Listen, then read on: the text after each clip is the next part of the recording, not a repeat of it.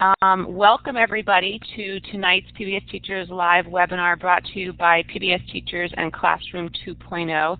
It's great to see so many folks here and to see how excited people are for tonight's event based on the chat that has been happening in the moments leading up to this event. I think it's going to be a terrific webinar. We've got some really, really excellent educators with us tonight who are going to share with you technology, resources, and strategies for teaching about place in connection with Ken Burns' The National Park Series. So as I mentioned, the event is now being recorded. We'll post the archives on both PBS Teachers and Classroom 2.0 after the event. So if you miss anything, you'll have ample opportunity to go back and revisit what was talked about here tonight. We're going to be showing quite a number of different websites and videos during the event. We hope that it will all run smoothly, but we sometimes have difficulties with video when people, based on people's different connection speeds. So if you find that you are having difficulty watching a video clip, rest assured we're going to provide you with that URL, and you'll be in good shape to go back and watch that video after the event at your own leisure. So before we kind of jump into the heart of things, I want to welcome Steve Hargadon, my co-moderator, and ask him to give you all a quick overview of the Illuminate environment so you know how to operate in this space. So Steve, welcome. Hi everyone, and welcome tonight. Jenny, I had to skip forward on the slides. I hope that's okay.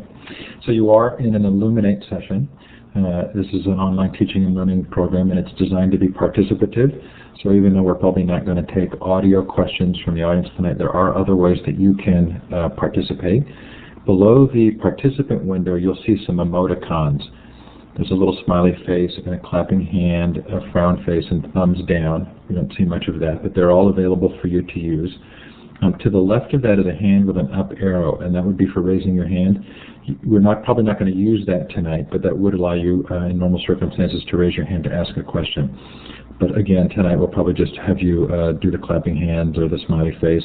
You can also use the chat box below the participant window to leave comments, either questions, which I'll keep track of to ask it toward the end of the show or when we have Q&A, or to send messages to other participants. With an audience of this size, it really helps to keep that chat on target or on task or topic. Sometimes it can be distracting if the conversation goes different directions. You can send a chat specifically to another person, but do know that there are no private chats. The moderators actually see all of that chatting that takes place. In the area where you see the slide that says a quick orientation to Illuminate, that's actually the whiteboard, and we're going to go to a map right now, and I'm going to give you permissions to actually participate in putting a mark on this map. Look for the little wand with the red star at the end. Click on that, and then click on the map to tell us where you are. Now, in the pre-show, a lot of people put in their location and the weather and the time. Feel free to do that again. It's awfully fun to see where people are calling in from or listening from. Since this is U.S. national parks, it's no surprise this is a largely U.S. audience. Okay, so I'm going to go ahead and turn that permission to modify the whiteboard off, and then let Jenny take the slides either back to where she wanted or moving one forward. Thanks everybody for being here tonight. Okay, so I'm going to actually back us up a tiny bit. I believe this is the slide I wanted. Let's see. Yes, so I wanted to let everyone know that tonight's event is being sponsored by ABC Clio, the award-winning publisher of reference titles, and that they have created a special edition of their newsletter focused on the national parks and helping you utilize free resources to spark your students' interest in the parks and in preservation in general. So I encourage you all to visit the PBS Teachers site. I'm going to put the URL in the chat window right now, where you'll find more information about this special issue of their newsletter, and you can get a link over there. There's some really great free resources there for you to utilize. and we are very appreciative of ABC CLIO for sponsoring tonight. So just to give you a sense of what you can expect in the next hour, we have three wonderful educators with us tonight. Catherine Karanen and Lynn Malone are both retired teachers who are experts at using geospatial technologies in the classroom, and they're going to be showing you a couple of examples of using a tool called ArcGIS Explorer to teach about place, and they're going to tie that to the national parks. It's a free tool, so hopefully what you see tonight will get you excited to explore it on your own. We're also joined by Leslie Rule, who's the director of KQED's Center for Community Media. Leslie's an expert in digital storytelling, and she's the creator of a series of terrific place-based digital storytelling modules that exist on the National Parks website, which launched not long ago. So you have some really expert folks here tonight to talk to you about using technology in the classroom and using it specifically to teach about place and the parks. I think it's going to be a lot of great information, so we hope that you are as excited as we are to be here. Before I turn things over to Catherine to start her presentation, I wanted to just pull up a clip from the film for those of you who have not seen it. This is a clip that I think does a nice job of sort of focusing on the importance of place and looking at what the parks have to teach us, not just about geology, but also about ourselves. So this is going to come up in a second. It's a very short clip, so please enjoy it, and then we'll resume.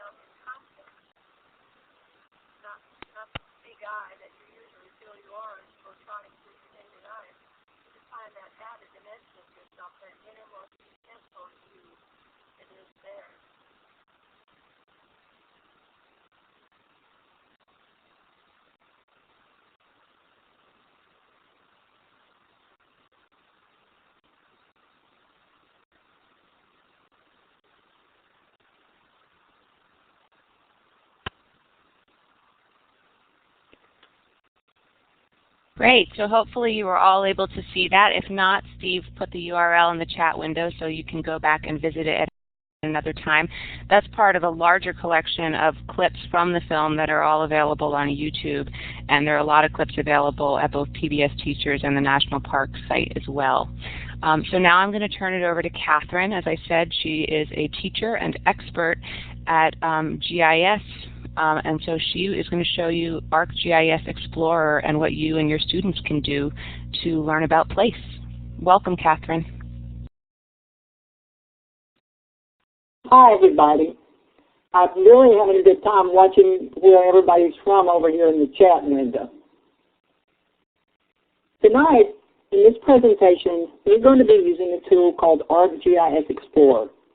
It's a free, downloadable geographic data viewer that gives you an easy way to explore, identify, ask questions, and share information in a geographic context.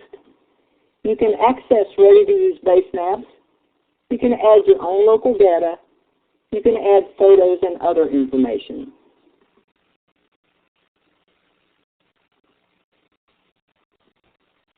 In this scenario, we're going to look at Yosemite National Park in relationship to its surroundings. We're going to investigate some of its main features, and we're going to add text and video from outside sources. The question here is, where is Yosemite National Park?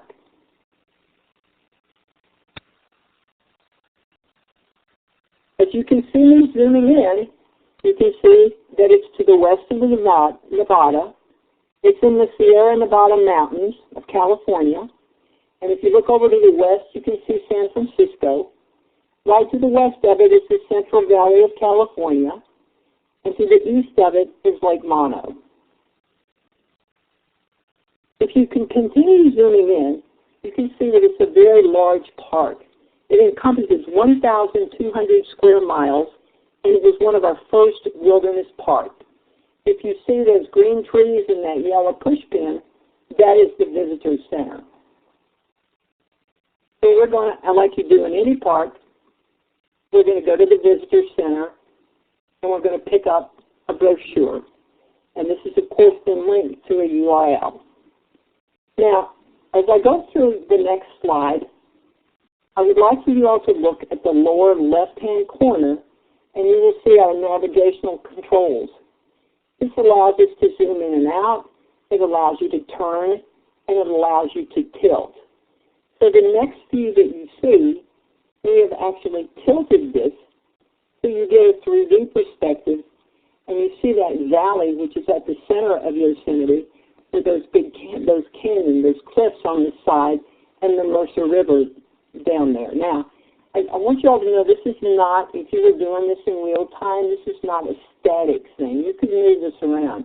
You could, like right here, you could zoom in and you could see Bridal Veil Falls, you could see Yosemite. But right now, what we're going to do is put some imagery on it, and this is where it would be the most fun to do your investigation. What we've chosen, of course, to look at is the icon of Yosemite, which is Half Dome. Half Dome is a majestic structure that comes 8,000 feet above sea level, and thousands of people hike to the summit. They actually have cables up there at the top that helps the hikers get to the top, and the only thing they want you to be really, really careful about is not to be stuck up there during the summer lightning storms. Now, we're going to use our navigational tools to turn Half Dome so you can see it on the other side. So you can see here, we're capable of turning this in any direction. Now, another thing that's in this park is a webcam. And when I found this webcam, I have had a good time with this. This webcam is just in real time, and you can get an image of Half Dome at any time. The one that I'm actually going to show you is taken on October the 4th. But I've looked at this in the morning, and I've looked at it during the middle of the day, and I've looked at it at night, and it is spectacular. These webcams are in parks all over the United States. We're going to go back now to the Visitor Center, and I've actually embedded in the map a PDF document of African American soldiers called the Buffalo Soldiers. And if we had time, I would run this little clip. But this clip is like actually embedded in the map. Now, before I go any further, I want to answer a question. And the question is, why would a teacher want to do this? What is it about these geographic data viewers that make them important? And in order to do this, I have to tell you a story. And it's the story of the Viewmaster. My husband had a Viewmaster when he was a child. And that shaped our entire adult family life from beginning to end as we would vacation. For those of you that remember, or those of you that still have a Viewmaster, you got that slight 3D view, you looked through it, and he had a reel that had images of the national park. These images didn't have lesson plans, they didn't have sound. The beauty of the park stood for themselves. And the impression these images made lasted into his adult life. So I think what I would want for our students of today is for the geographic data viewer to become their viewmaster. You could say, where are the parks? Are they close enough to visit? Which ones do I want to see? I think this would be a really great activity to do in that time, at the end of the year, after you get through giving all the tests when the kids get out for summer, you could divide them up into groups and have them each take a park. And after they explored the parks and found out about some of their features, they could go online and get any of those neat video clips that are on the PBS website or those images on the National Park sites and link them up to their presentations. On my last slide, I want to show you what a colleague of mine has actually done with ArcGIS Explorer. If you see over there on the right, he actually has mapped all the national parks. And this was the first part of his little activity that he did, which is actually posted on this website. So he's got the parks mapped, but then he took it further than that, and he grouped them up, and he said, these are the parks I have been to. These are the parks I want to see. These are the parks I could visit within 2 days. This actually became his personal journal of the national parks. This concludes my part of the presentation, and I would like to turn the presentation over now to Lynn Malone, who will show you the process of how to use ArcGIS Explorer. Thanks, Catherine. What I'd like to show you is that with ArcGIS Explorer, your students can explore and discover our national parks on their own. I think the real power of this tool is that it allows each student to control his or her own learning experience, and each student's experience will be different. Even if they've never actually visited one of our national parks, ArcGIS Explorer will enable them to create their own virtual expedition and readily share their experiences with others by creating a presentation like the one Catherine just showed you about Yosemite. Today's students are very much at home, as we all know, in the virtual world, and this is a tool that enables them to experience and learn about our national parks in that setting. So to show you how simple the process is, I'd like to demonstrate how to create a simple presentation about Shenandoah National Park. ArcGIS Explorer opens to display a 3D globe like the one you see in the background of this slide. I'd like our presentation to begin with this view, so all I have to do is click Edit Presentation. You see that in the upper left. And then Capture New Slide. When I do that, I can see a thumbnail of the slide that I just created in the window to the left of my map. With ArcGIS Explorer, I can easily change base maps. To do that, I simply click the Base Map button on the Home tab, and this opens a window showing me an array of base maps to choose from. You can see it on your screen. The one I'm going to select now is called Streets. In this slide, you can see that my base map has changed. I want to make this the second slide in my presentation, so all I have to do is go back to the Presentation tab and once again click Capture New Slide, and notice that a second thumbnail has been added to the slides window next to my map. Now I'm going to zoom into the eastern United States so I can see where Shenandoah National Park is in relation to other familiar features. It's very easy to zoom and pan in the ArcGIS Explorer map. Shenandoah National Park stretches between Front Royal and Waynesboro in western Virginia. You can see it on your map. At this scale, we can see that the park is located to the west of the Baltimore-Washington metro area and the Chesapeake Bay, and situated on the eastern edge of the Appalachian Mountains. I'll capture my third slide here. Once again, you see my new slide in the list of thumbnails on the left. Now I'm going to zoom in even closer so I can get a better sense of the topography of the park area, and I'll capture this view for my fourth slide.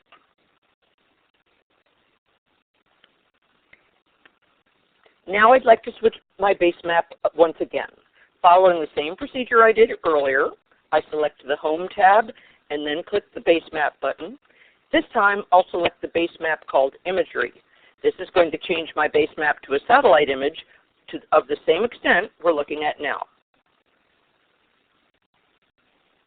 I think the ability to switch so easily from a graphical representation of the Earth's surface to an actual image provides one of those real aha moments that are just great learning moments. This will be my 5th slide. So you can see I'm capturing a new slide. Now, the slider bar at the lower left corner of my map actually allows me to tilt it either towards me or away from me. The process of tilting the map surface enhances the 3D effect and provides a real sense of the landscape.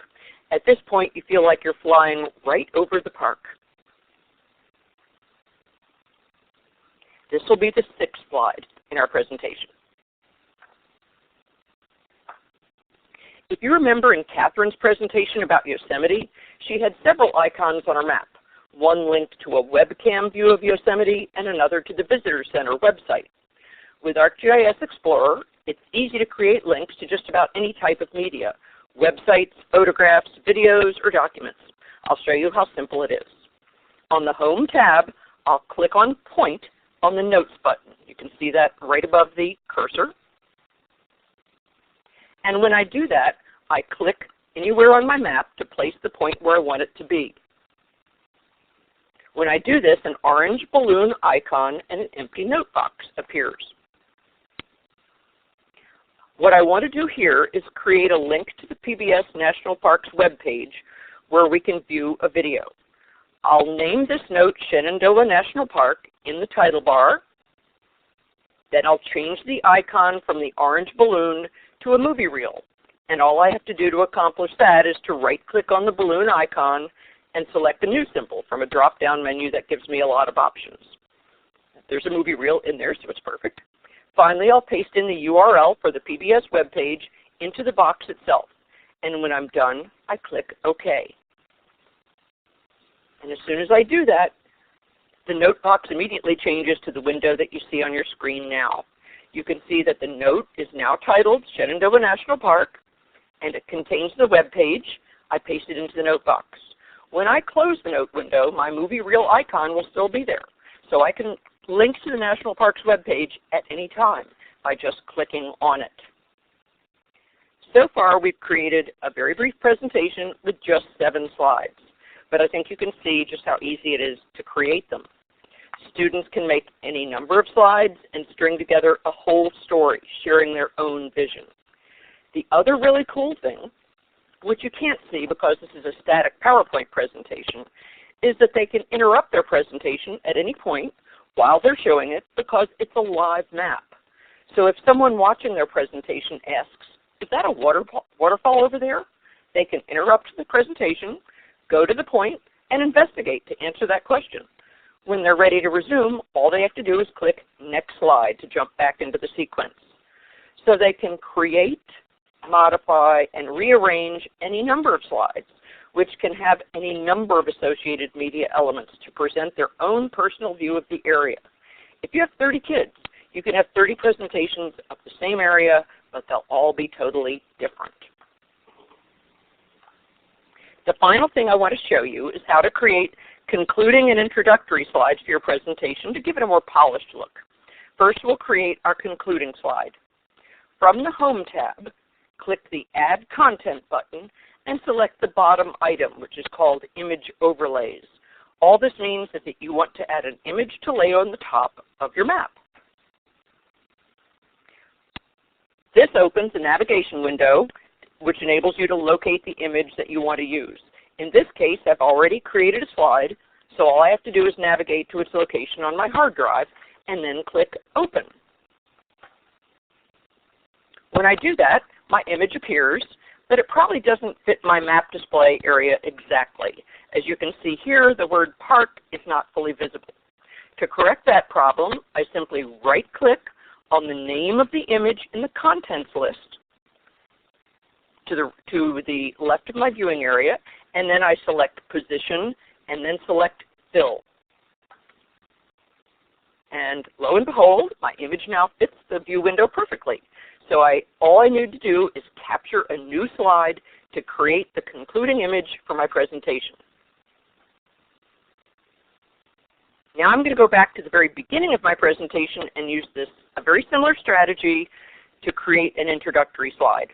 First, I select the first slide in my presentation by simply clicking on it in the list of presentation slides. You can see that it's selected number 1 on the left. Then I once again ask ArcGIS Explorer to capture a new slide. And as you can see, when I do this, it gives me a second copy of the first slide. On the left here, number 1 and number 2 are exactly the same slide right now. What I'm going to do next is to turn on the same image we used for our concluding slide by putting a check in the box by its name. The image now fills my view area, as you can see, just the way I want it. Now all I have to do is click Recapture Slide, and this view becomes the first slide in my presentation. That's all there is to it, and we're ready to see the presentation. In order to see it, I very simply go to the Presentation tab and click From Beginning to start the presentation to show. If you want to see this presentation or Catherine's, what they actually look like in the ArcGIS Explorer program, you can go to the Ed Community blog where you'll find video versions of these and several other presentations about our national parks. The URL for the Ed Community blog is right there on the bottom of this slide. And finally, remember that this is a free program, and you can download it from the ESRI site listed at the top of the slide. In conclusion, I'd just like to say that as teachers, we're always looking for a hook, something that will be intriguing enough to students to draw them into the content we feel so passionate about. ArcGIS Explorer can be that hook. It appeals to today's technology-driven students, and it's easy for them to use. It allows them to be active, hands-on learners and to customize their learning experience.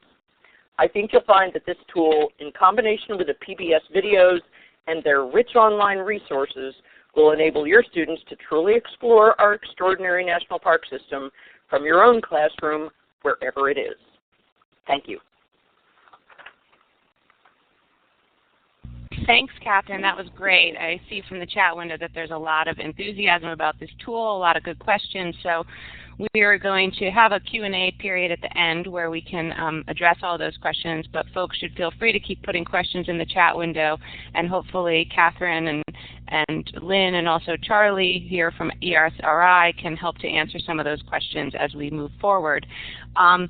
Before I introduce Leslie, I wanted to show another brief clip from the film series and also then take you on a brief tour of the educators area of the National Parks website. So I'm going to pull up this clip. This one is less than a minute long, but it does a really nice job, I think, of talking about the democratic ideals on which the parks were founded. And I think the tool that Catherine and Lynn have just shown us, is very much designed to help people sort of tell their own stories of the parks. So I hope this is a nice segue between that idea and what Leslie's going to be sharing in a moment, which is how the parks inspire personal as well as community stories. So here's the clip.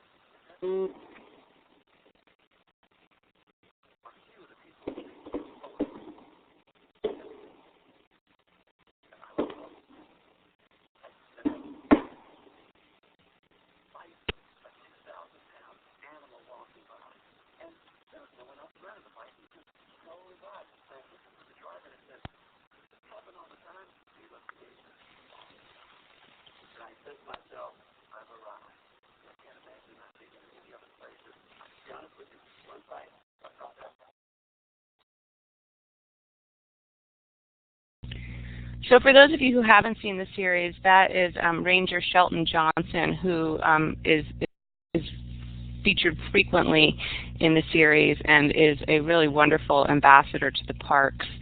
I'm going to pull up the site now. And I'm going to take you directly to the For Educators area of the site because there are a wealth of resources here, and I want to make sure that you're all aware of these.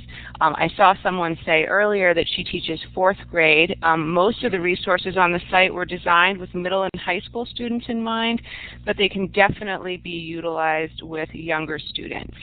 So you'll need to use the scroll bar to the right of this window to scroll down this page with me. I'm going to go down now to the first subsection, which is the lesson plans area. There are over 10 lesson plans here that are designed to teach about a whole wealth of interdisciplinary topics. Some of them focus on the history of the parks. One of them focuses on campfire conversations between President Roosevelt and John Muir, and has students sort of recreate a campfire and imagine a sort of an original conversation between these two incredibly influential men. Some of them look at how the parks have been captured artistically, so they look at photography and other art mediums or media and how those have been used to capture place. Some of them look at the art of storytelling, and a particular story from the series about a couple who traveled all over the parks and used photography and diaries to capture their experience, and they engage students in creating their own stories about place. And that's just a small sub-collection of what's there. So I strongly encourage you to visit the lesson plans area. I can click over there now just quickly to show you the wide array. There are some that look at some lessons that look at the balance between wanting to encourage tourism in the parks and, oops, I got a whoops page, so I'll just back out of there for now.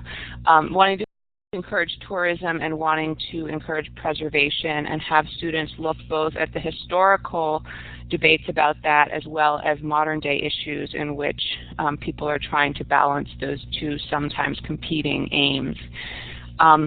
Right below the lesson plans, if you scroll down this page again, you'll see that there's what they're calling a series of day trip activities. These are sort of snapshot ideas that teachers can use to incorporate the series in their classrooms.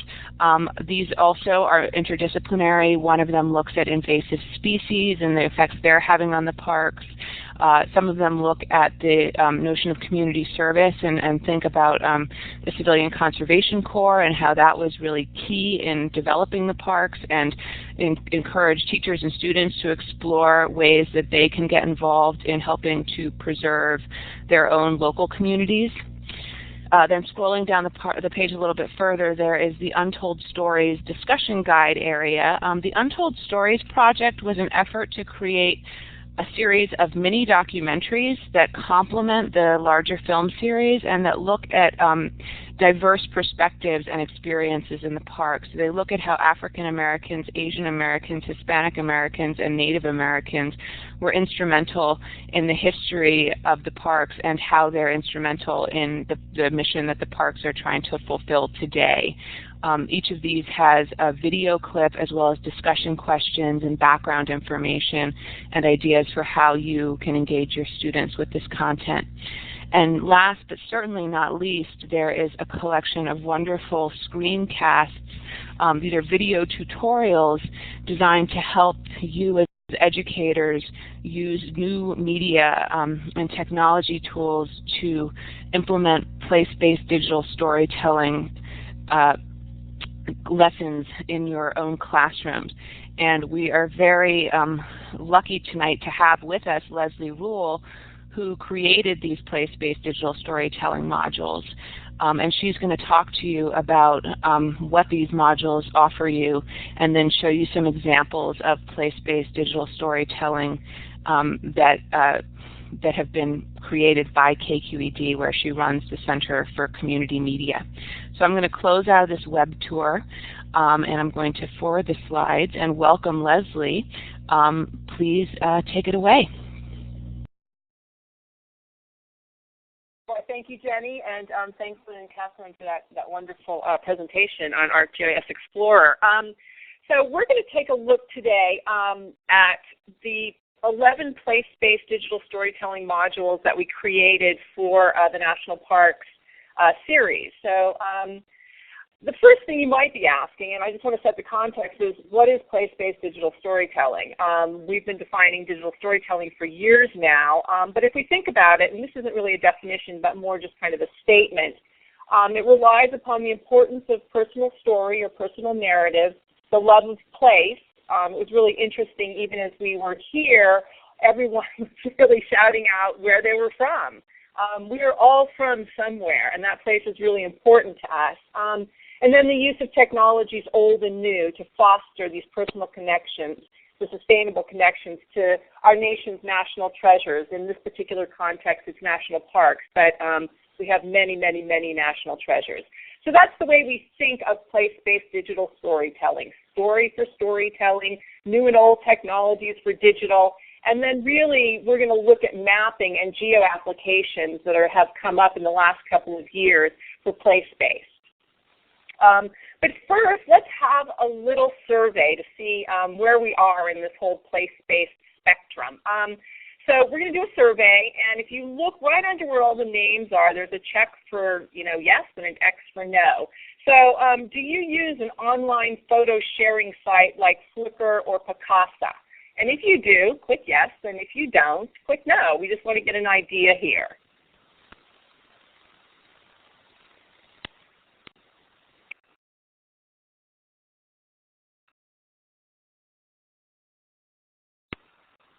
So it looks like 40% of us do, 19% of us don't, and 40% of us none. So maybe yes, maybe no. Next question, we're going to go a little bit deeper. Have you used Google Earth or Google Maps? So have you used those? Google Earth is an application. Google Maps is an online app. Go ahead and you can put up your checks and X's.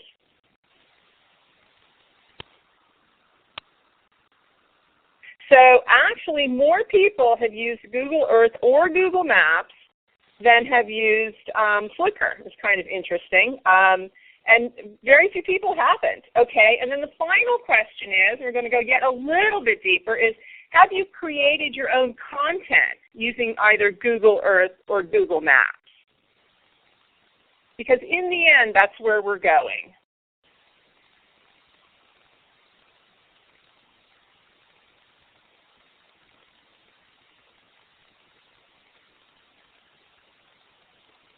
Good. So we have a no on 34%. We have yes on 29 and none on 35. I'm sure you guys can see that too.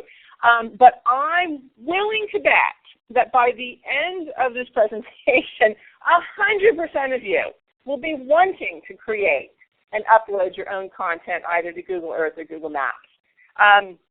So here we go. I'm going to now take us on a web tour, and I'm going to take us over to the PBS site where we just came from, and we're going to run one of the screencasts. So give me just a second here.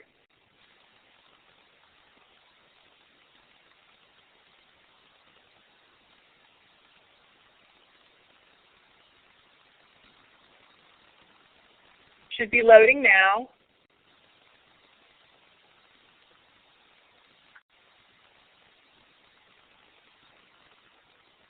Okay, so we've gone directly to the place-based digital storytelling modules. And the way that we work this out is we really have 3 tiers. And the tiers are based on sort of level of resources available, whether that's knowledge about technology or comfort with using it or implementing it in the classroom, or just your skills around, using new media. And so tier 1 really is about uploading to Flickr and geotagging. So there's an uploading feature to Flickr. You can upload your photos, and then you can geotag them to their map and see all the other photos that have been geotagged. So that's tier 1. Tier 2 is really using geo applications to place content. So that's the idea behind placing your own content on Google Earth or Google Maps. And also, there's a PBS tool called Share Your Story that allows you to upload and geotag your story to get a sense, and it goes onto a national map. So it gives a sense of what other people around the country are saying about their national parks. And the Tier 3 screencasts are really, there are 7 screencasts step by step on creating a digital story. Very simple. One thing I'll say is all of the software that we have used is free. Most of it is platform agnostic. So, you know, there are options available for both Mac and PC. Mostly these softwares now, they ship with your operating system. So, and all of that is detailed in all of the Tier 3 screencasts. So that's the idea behind these 11 modules, is really a gradation to the whole, you know, the whole kit and caboodle, the place-based digital stories. What I want you to do now is, as with Jenny, you're going to have to scroll down. So I want you to scroll down past Tier 1 all the way to Tier 2. So you get to the screen that says Introduction to Geo Applications, and there's an arrow there, which of course I would like us to click. But before we go, I want to, there's 3 steps in this whole process, and we're only going to watch through the first 2, which is about 5 minutes and 15 seconds. So I'm going to cut off the webcast at that point. But what I'm hoping as you watch this is, we're going to be looking at using Google Earth as a mashup tool. So that we can, it's kind of interesting. This summer I spent a lot of time, 3 months, on the Appalachian Trail hiking the AT. And what I found was there's all kinds of information available about the AT that can be overlaid on Google Earth. And that's what we're really going to look at. We're going to both look at formal and informal organizations that have had their content aggregated on Google Earth. Basically, it's different information gets combined or mashed up, and the mashup gives a fuller, richer, broader, and deeper understanding than any one piece of information or any one organization's view of it. So let's go ahead and we're going to click that. The first place mark you're going to see is the Appalachian Trail Conservancy. The second layer is going to be a national parks layer, and it's going to bring up the Shenandoah National Park. And we're going to keep adding layers. The third layer is going to be a local land use NGO that gets put on top of these other 2 layers. And the fourth layer is an individual created content. And what we're going to end up having is content and media from all different sources, with the idea being that that is a richer picture of what's happening in Appalachia than any one view. So, and you don't have to do anything. This is a screencast. So we're going to walk you through the process. Just click your arrow and let's go.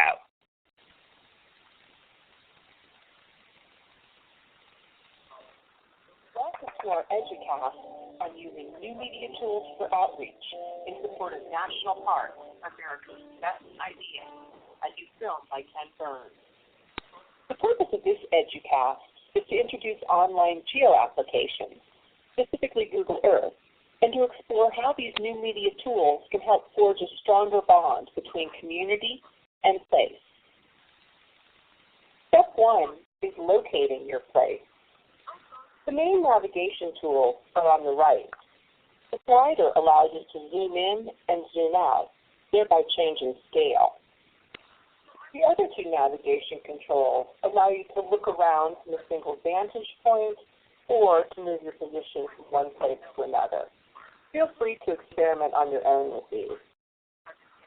You can search for a specific place by using the Fly To text box in the top left. Just enter your location and then click on the search button. If you search using an address, you'll go directly to that location. But if you put in a well-known place, undoubtedly you'll get numerous results. Still in the left-hand corner, untick the unrelated or extraneous results, and they'll disappear from the map. Once you've determined the most appropriate result or results, you can either use the navigation tool on the right to zoom in. Which national parks are in the vicinity? So that was an example of the screencast, and it's basically a how-to. And what I also want to show you right here is that there is an associated PDF that goes with it that actually takes you through each step by step by step by step. It really tells you exactly what you need to do so that you have a hard copy right there if you need it, and likewise you can also be watching it on screen. You can let your kids watch this at home. It's easily accessible. Likewise, they can download the PDF or watch it. Most kids actually don't need the PDF, but the teachers do. And we're running a little bit short of time, so I'm going to really quickly take us over to Google Maps, because this is the idea of place-based. With Google Earth, what we did was we mashed up a bunch of existing content right on top of each other to give a fuller, richer picture. We're going to go over to Google Maps, and actually I'm going to show you how you can create your own collective map. So give me 2 seconds here while I take us over there. This was the outgrowth of a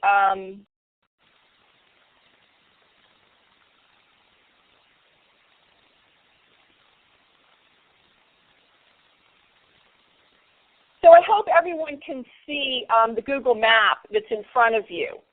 This was the Serpentine Prairie, and this is a part of our East Bay Regional Park. So we had a workshop here, and it was a digital storytelling workshop. People went out and explored the place. They came back, wrote a short narrative, took pictures or video, whichever fitted their style. And what you're seeing here on the map itself, these icons, underneath them have embedded video or images. And over in the left, you see you have a description of the Serpentine Prairie and a list of what all of these icons are. So I'm just going to go ahead and select the second one. If you go down, if you're looking at the map itself, you'll have your text on the left, Serpentine Prairie titled. Go ahead and click on the second icon, the link that says Shapes in the Park by Lana. If you click on that, you'll see that an embedded video comes up.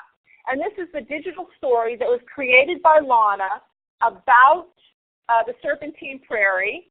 And now you're able to actually make a collective map. And the importance of this really is, and it's the same idea with national parks, that no one person owns the story, that the real story is a collection of many people's story, and that place has many layers. It's almost like narrative archaeology. The place has many layers of stories involved. So that's pretty much going to end my presentation.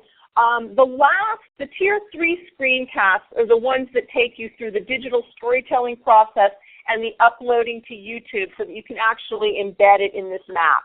And finally, what I want to say is this stuff is so simple to do.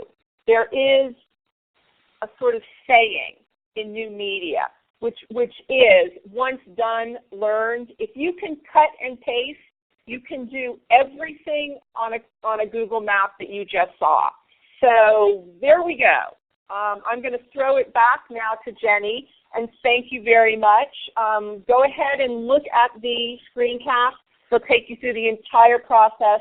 And yeah, I know. I just read your school blocks YouTube. Well, we can talk about that. But anyway, the whole process, and you too can create a Google map. Great. Thank you so much, Leslie. I know that was quick, folks, but hopefully you will, grab this the archives of this event so that you'll have the URLs for all of the sites that are being shown to you tonight. I'm sure that if you really want to delve into this, you're going to spend a significant time exploring both ArcGIS Explorer and these great digital storytelling modules. And we hope that you will visit the National Park site to look at those other educational resources and some great videos as well. Morningstar says, how do I get all of those? We will be archiving this whole event and posting the files on both Classroom 2.0 and PBS Teachers. They'll be up in a day or so, and you'll have a transcript of the chat, so that'll provide you with all of the URLs. You'll also have a recording of the entire event, and you'll have an audio-only version of that and a portable video version of that as well, so that you can revisit the event afterwards and hopefully share it with your colleagues. So now is the time for our Q&A. please feel free to put some new questions in the window. I'm going to go ahead and look, because Steve and I have been collecting questions throughout the hour, and pose some questions that I've seen come up previously. So one of the questions was about ArcGIS and the Mac. I know that Charlie answered that in the window, but does one of you want to just speak to that again, ArcGIS Explorer, and how you would use that with a Mac? Because I saw that a number of people asked that question. I can address that one. This is Charlie, and ArcGIS Explorer is a Windows-only tool. Many people use virtualization software on a Macintosh, either Parallels or Fusion or Boot Camp, and run Windows on their Mac. And I do that, and it runs great. Great, thanks, Charlie. Someone also asked about having students download ArcGIS and use it outside of the classroom. Lynn or Catherine, have you had experience doing that in the past? Everybody, all of our kids have downloaded ArcGIS Explorer. I have a lot of students using it. They just go online and do it themselves. Great. And then someone asked about bandwidth issues with using ArcGIS Explorer and whether it's a bandwidth hog and how well it tends to work in school districts.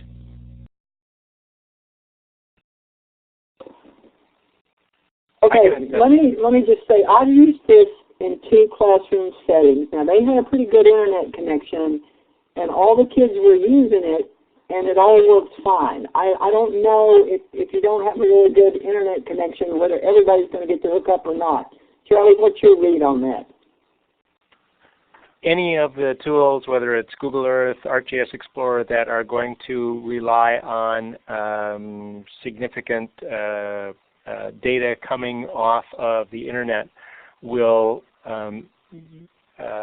have some issues if the school doesn't have a strong connection and 30 machines at once are trying to do a significant access to resources.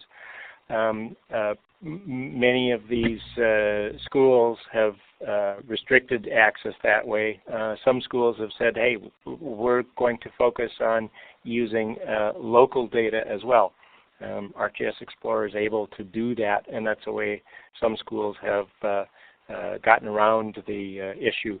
You have to have the content that you want locally, but it can work that way. Great. So looking through the questions, I saw there were a lot of comments about YouTube and a lot of questions about showing videos from YouTube during this event, and I just wanted to give folks a little bit of information. All of the national park videos that are on YouTube, those clips are also, or not all of them, the clips I showed tonight and a bunch more of them are available at both the National Parks website and at PBS Teachers in our Media Infusion blog. I put those URLs into the chat window earlier tonight. I'll put them in again so that folks have them, so that if you are at a school that blocks YouTube, you should be able to go to either one of these sites and watch those videos with your students. Someone asked why we were showing the videos on YouTube tonight rather than showing them on the National Park site.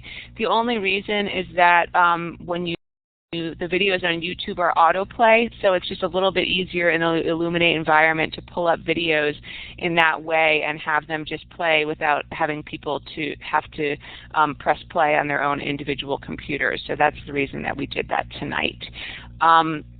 But you now have in the chat window 2 places where you can go to access these videos to watch them with your students. I mentioned earlier that the entire series is airing on pbs.org/video. That's true through October 10th. And then, unfortunately, the series will not be available as streaming video in its entirety. But if I'm going to go through the slides, the remaining slides in a second, and we do have code, a discount code for folks who want to purchase the video, and wonderful clips throughout the series will remain available on these other sites that I mentioned. So don't feel like the video is going to go away on the 10th and you'll never be able to see it again. You and your students will have access to a lot of great clips to watch. And the advantage of purchasing the series is, of course, that you can use it in perpetuity with your students. People also asked about whether the film series is going to air again. And many, many PBS stations are going to start airing it again this week, showing one episode per week. So please check with your local station to find out whether it's being aired in your local area. There are rights specifically for teachers that you can tape each of those episodes off the air and use it for 1 year in your classroom with your students. So it's definitely something to look out for and find out what's coming up on your local PBS station schedule. I wanted to thank the producers and funders of the National Parks America's Best Idea. This was a co-production of Florentine Films and WIDA. And there are many, many funders, as you can see here on the slide, including Bank of America, the Evelyn and Walter Haas Jr. Fund, Corporation for Public Broadcasting, the Arthur Vining Davis Foundation, Park Foundation, Public Broadcasting Service, National Park Foundation, the Peter J. Sharp Foundation, Pew Charitable Trusts, and General Motors. So it really does take a village when it comes to a Ken Burns production. Here's some information on watching the films. As I said, please check with your local station or go to pbs.org/video to watch the whole series between now and the 10th. Here's the information about the discount. So if you go to shoppbs.org/education, they're offering $5 off on purchases of $25 or more, and the code that you need is TWEB10 or TWEB10, and this is good through October 21st of this year. So that'll give you a little bit of help, at least, towards purchasing the series. And this code is good for any video on PBS Shop for teachers, so it's not exclusive to the national parks. I wanted to let folks know that we have a bunch of webinars coming up. On the 22nd, we're going to be giving folks an overview of the new PBS Teachers website, which we updated a few months back, and showing you some great new features, including feeds so that you can see what other PBS teachers are doing.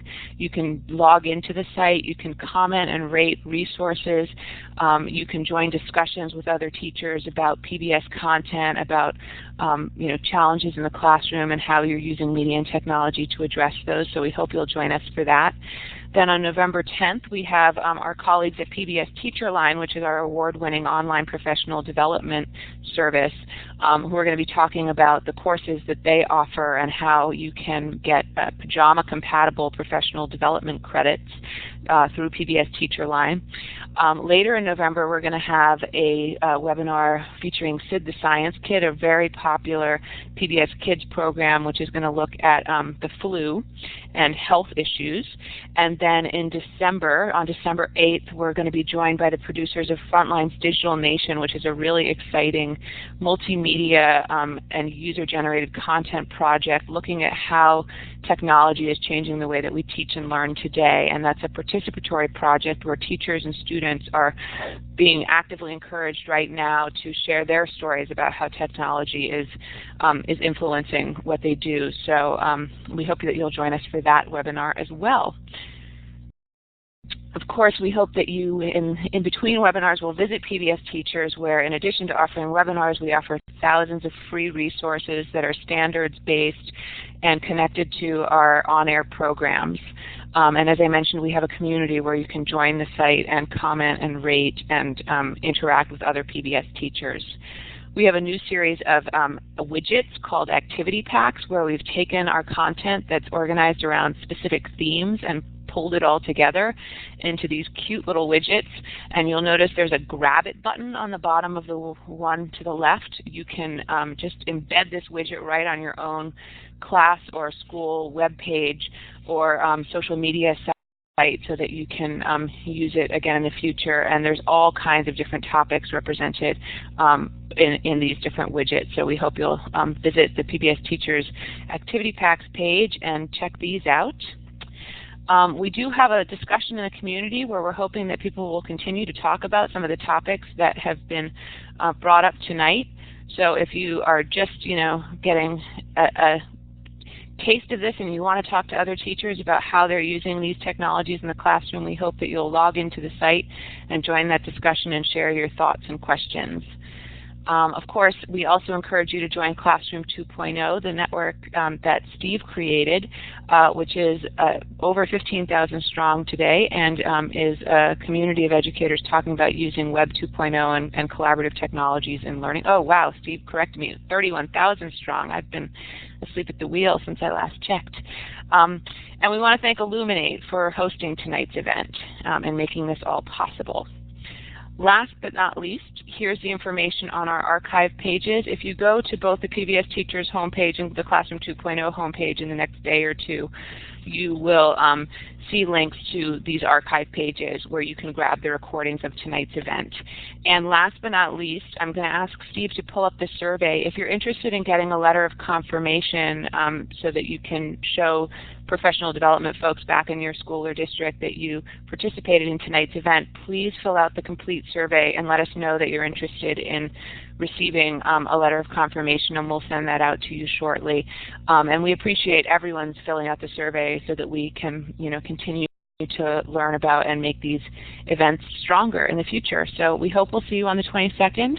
All of our speakers are still here, and Steve and I are going to stick around for a couple minutes while folks are filling out the survey. So if you have those last-minute questions that haven't been answered yet, please feel free to go ahead and put those in the chat window. Thank you so much to all of our presenters for being here tonight. The information that you shared was really, really terrific, and hopefully will inspire many of our participants to go and explore these tools further. Thanks always, Steve, for helping to moderate, and I hope that everyone has a wonderful night. Thanks, Jenny. This is Steve. Just letting the moderators know, please don't close that web tour window with the survey because you have the privileges and it would close it down for everyone. So thanks again for a great night.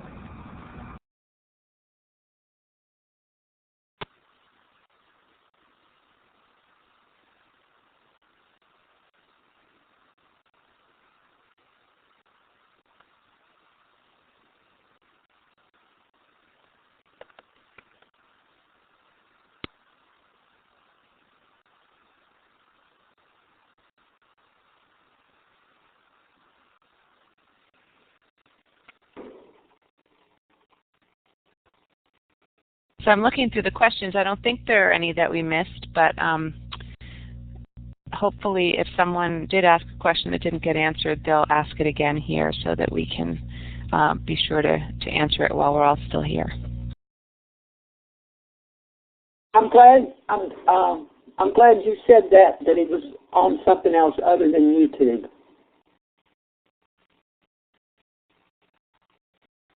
Yeah, it's always an issue with teachers, and it's one of those sort of 6 to 1, half a dozen of the other situations where it works better to show it on YouTube for this event, but we want to make sure that people know that there are other places that they can find it. Maybe someday schools will decide that YouTube is not as terrifying as they seem to think it is today. Well, I've never known a school that blocks PBS, but you never know. We did have a school block our website a while back because it has a blog on it, but I think that's been reversed.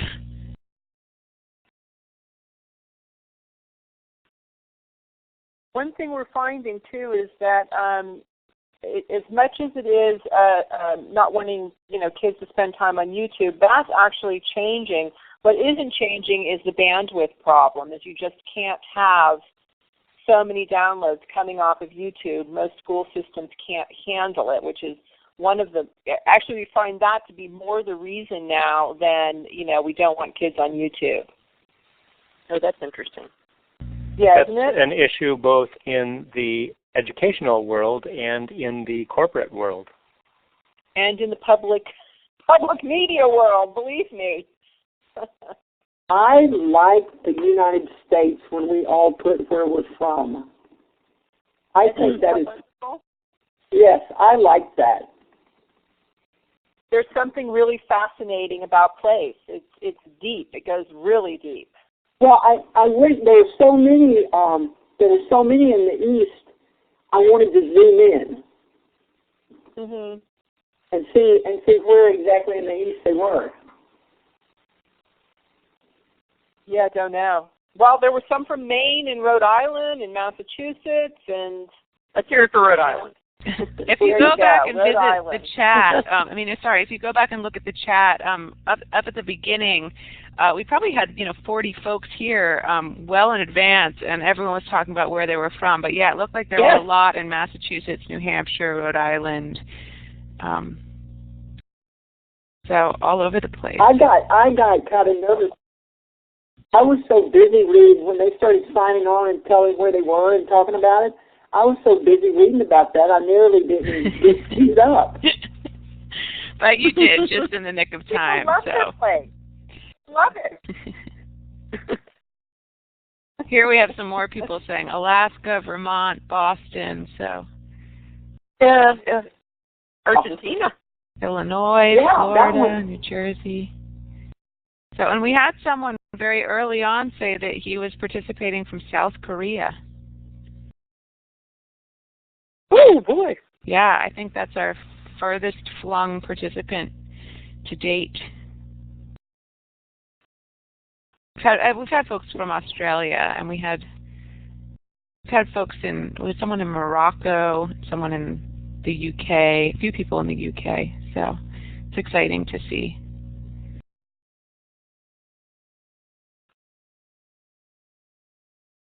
No, not as many West Coast folks, and I wonder whether partly that's about the time, because it maybe is a little bit early for folks who are teaching on the West Coast.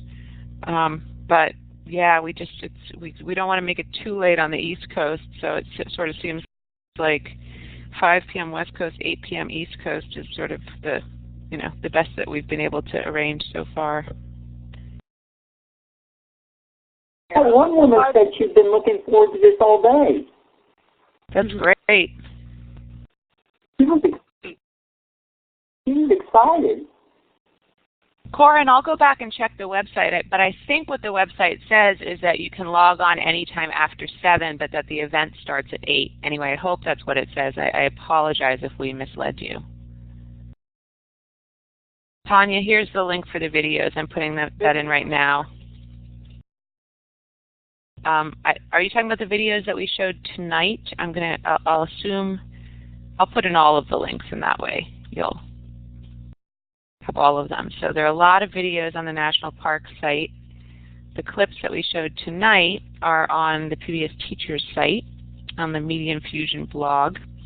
And if you want to watch the full episodes of the film, you can watch those at pbs.org/video.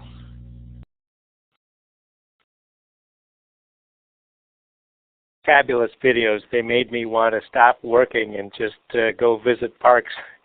Yeah, me too. I think the whole series had that effect.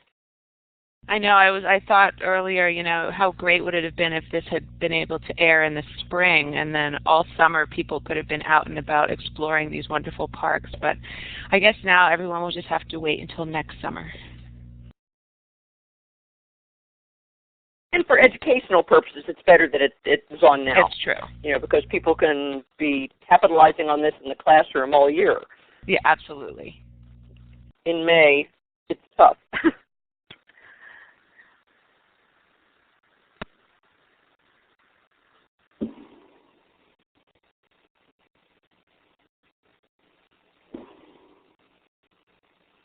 Great. So it looks like we don't have any more questions coming in. So, Catherine, Charlie, Lynn, and Leslie, thanks again for all of the work that you put into this. You did a terrific job, and you should really feel free to sign off whenever you are ready to move on to the next part of your day or evening.